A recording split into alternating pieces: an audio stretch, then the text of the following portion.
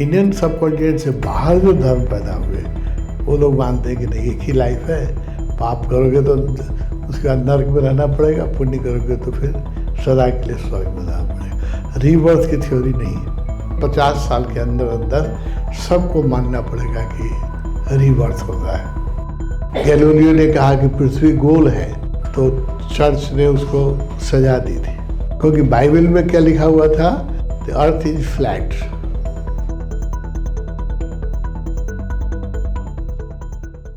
हिंदुओं की जो पूर्वीय धर्म की धारणा है, पश्चिम के धर्म मानता है एक ही जन्म।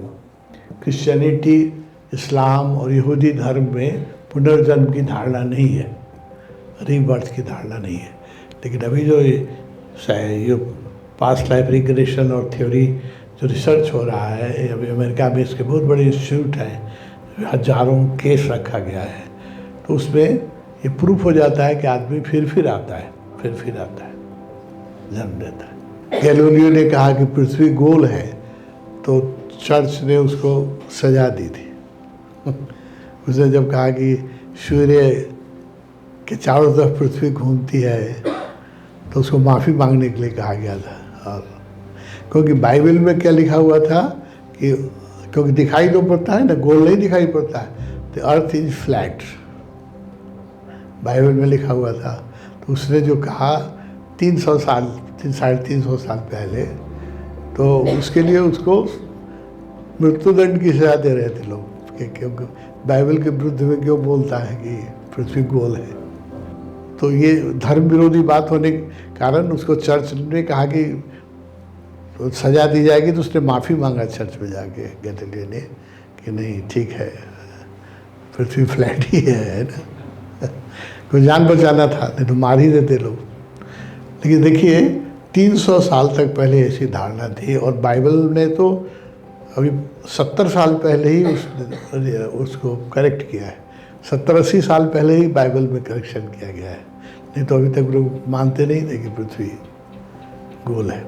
और देखिए हिंदुओं की धारणा देखिए, 15,000 साल पहले से संस्कृत का वर्ड है, हम लोग पृथ्वी को कहते हैं, ये जो है ज्योग्राफी उसको कहते हैं भूगोल।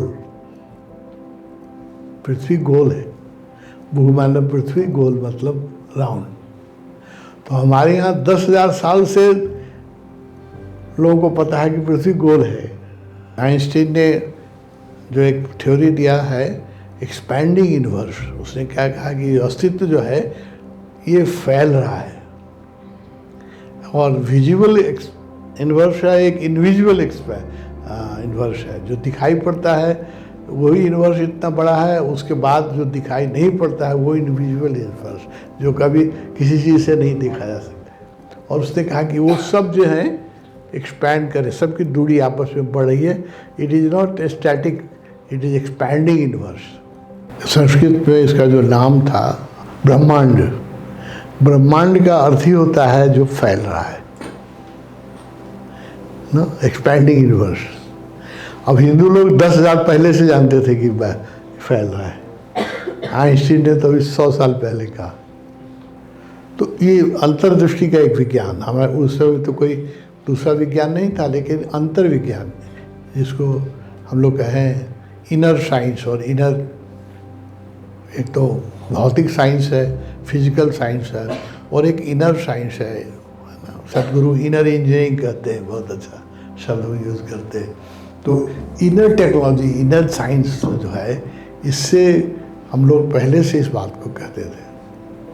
और पुनर्जन्म अब प्रूव हो रहा है, 50 साल के अंदर अंदर फिर सब करेक्शन करना पड़ेगा। बाइबल में जैसे भी करेक्शन किया ना,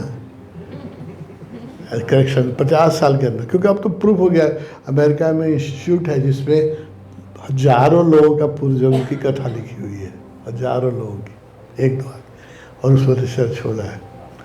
अब लोग रिसर्च करेंगे। शुरू में तो गैलीलियो के साथ भी रिसर्च किए थे, उसके कहने के बाद भी पृथ्वी गोल है, इसको रिवाइज करने में 300 साल लगा है।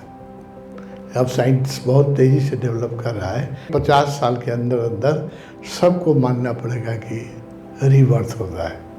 इंडियन सब कॉन्टिनेंट से बाहर जो धर्म पैदा हुए वो लोग मानते हैं कि नहीं एक ही लाइफ है, पाप करोगे तो उसके बाद नरक में रहना पड़ेगा, पुण्य करोगे तो फिर सदा के लिए स्वर्ग में रहना पड़ेगा। रीबर्थ की थ्योरी नहीं है। लेकिन अब जो ये सब तो वैज्ञानिक है ना, माइकल न्यूटन, बहुत 3-4 किताब इनकी है, फिर साइकोलॉजिस्ट है बहुत बड़े, हजारों लोगों पर रिसर्च करके देखा, बेस्ट सेलिंग बुक है ये सब अविनाश ने कि हजारों लोगों की पुनर्जन्म की कहानी, लोगों को गहरे हिप्नोसिस पे ले जाते हैं और उनको उनका अनकॉन्शियस को खोलते हैं। अनकॉन्शियस पे हम सब की मेमोरी है, हम लोग अनकॉन्शियस पढ़ नहीं सकते हैं, हमारे अचेतन मन में अनेक जन्म की कहानी लिखी हुई है। लेकिन नेचर का ऐसा विधान है कि अगर इसी जन्म की बात सोचते सोचते तो हम लोग को ध्यान नहीं लगता है। अगर 10 जन्म की बात याद आ जाए तो कौन ध्यान करेगा, जीवन असंभव हो जाएगा।